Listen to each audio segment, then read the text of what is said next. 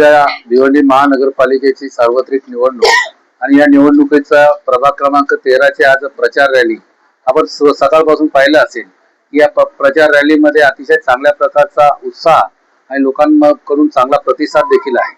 प्रभाग क्रमांक 13 मधील चारही उमेदवार श्री बाळाराम मधुकर चौधरी, सुचिता रुपेश म्हात्रे, अस्मिता प्रभुदास नाईक, मनीषा सुनील दांडेकर हे चारही उमेदवार जे आहेत महायुतीचे उमेदवार आहेत।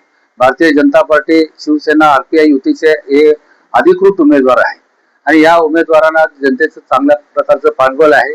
येणाऱ्या 16 तारखेला हे चारही उमेदवार जे आहेत विजयी होणार आहेत। आता समोरचे जे आहेत विरोधक जे आहेत ते कुठल्या ना कुठल्या माध्यमातून आरोप करण्याचा प्रयत्न करत आहे। खरं त्यांच्या पायाखालची वाळू आधीच सरकलेली आहे की चारचा जो पॅनल झालाय हा पॅनल अतिशय स्ट्रॉंग पॅनल आहे। तर चौघेही सिटिंग सीट आहेत। मागच्या अनेक वर्षांपासून या प्रभागामधल्या जनतेने अनेक वेळा नगरसेवक म्हणून धनुष्यबाणावर मत दिलेलं आहे। नगरसेवक म्हणून निवडून अनेक वेळा मदन बॉस नाईक साहेब असतील, संजय असेल, त्यांच्या बाळाराम चौधरी साहेब असतील, या सर्वांना अनेक वेळा निवडून दिलेलं आहे। त्याचसोबत मला आमदार म्हणून देखील निवडून दिलेलं आहे आणि म्हणून या जनता अतिशय शून्य आहे। समोरच्याने आरोप केलेला आहे की बोगस मतदान आलंय किंवा काय, ते पाहण्याचे किंवा त्या संदर्भामध्ये त्यांनी निवडणूक निर्वाचन आयोगाकडे तशा पद्धतीने आक्षेप घेतला पाहिजे होता आणि ती नावं काढण्यासाठी त्यांना प्रक्रिया आहे की अशा प्रकारची नावं त्या ठिकाणी हेरिंग घेऊन किंवा बीएलओच्या माध्यमातून काढली जातात। वेळेत जर त्यांनी केलं नसेल आणि दुसऱ्यावर आरोप करत असतील तर ते त्यांना स्वतःलाच समजलं पाहिजे की आपण काय करतोय। जर मतदार यादीमध्ये मतदाराचं नाव आहे, त्याच्याकडे पुरावा आहे, तर अशा मतदाराला कोणीही रोखू शकणार नाही। त्याचा मतदान करण्याचा अधिकार आहे, त्या अधिकारापासून कोणीही वंचित करू शकत नाही।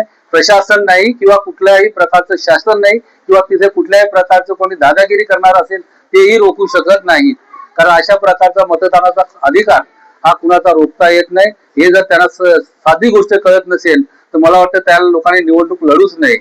कारण निवडणूक लढण्यासाठी या सर्व गोष्टींचा किमान अभ्यास किंवा ज्ञान असणं आवश्यक आहे।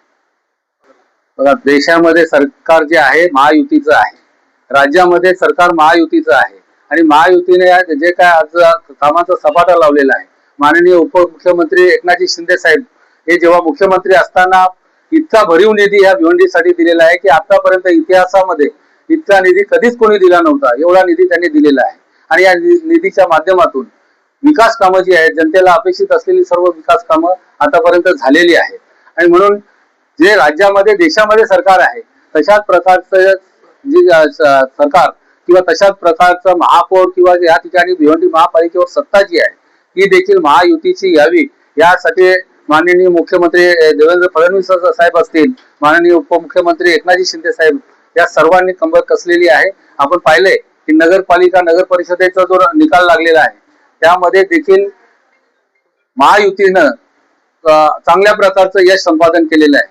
तिथे विरोधकांचा सुपडा साफ केलेला आहे आणि आता महानगरपालिकेमध्ये देखील तीच पुनरावृत्ती होणार आहे आणि तशाच प्रकारचं यश हे 16 तारखेला आम्हाला सर्वांना मिळणार आहे। आणि भिवंडी महापालिकेत निश्चितपणे ज्या ठिकाणी भारतीय जनता पार्टीचे उमेदवार लढत आहेत ते त्या ठिकाणी निश्चितपणे जिंकतील महायुतीच्या ताकदीवर आणि ज्या ठिकाणी शिवसेनेचे उमेदवार लढत आहेत ते शिवसेनेचे उमेदवार देखील या ठिकाणी निश्चितपणे चांगल्या भरघोस मतांनी निवडून येतील।